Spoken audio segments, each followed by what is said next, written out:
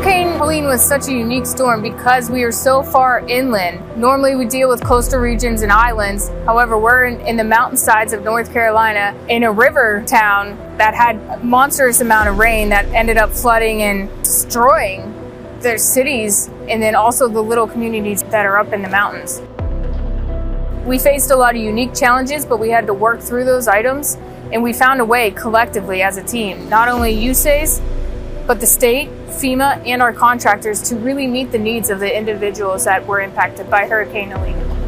Hurricane Helene came and made a pretty big impact in Asheville area, and we need to restore power to the affected communities up in the mountainous regions. Most of the generators being installed in this region are at wastewater pumps, freshwater areas, and nursing homes. FEMA identifies that an incoming storm is happening and they give us a mission assignment. In turn, we mobilize to the site that is going to be the affected area, and FEMA brings the generators, and our contractors must bring all the labor, equipment, supplies, and materials to the site in order to meet the demands and requirements for power generation at critical public facilities and have life-saving, life-sustaining support at those facilities. FEMA is responsible for providing us the funding and the mission assignment.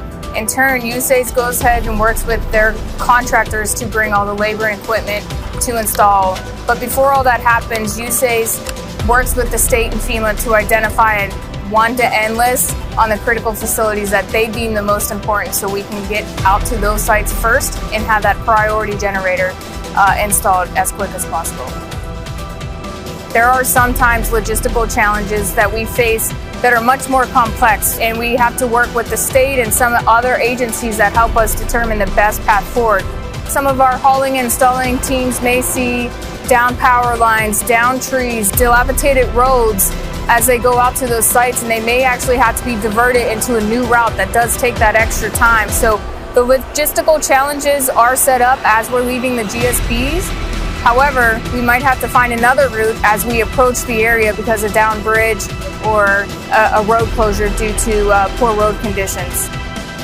A GSP is a generator staging base location where we operate out of. FEMA does provide us the generators and fuel tanks. We have our command cell here, and we work with the state.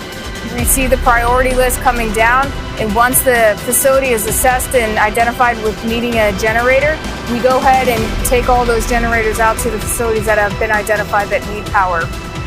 We're on a recall notice of 6 hours, so we can get to the sites within 21, 24, 48 hours. It's a lot to pick up your lives and family, but you know you're doing it for the greater good of our nation.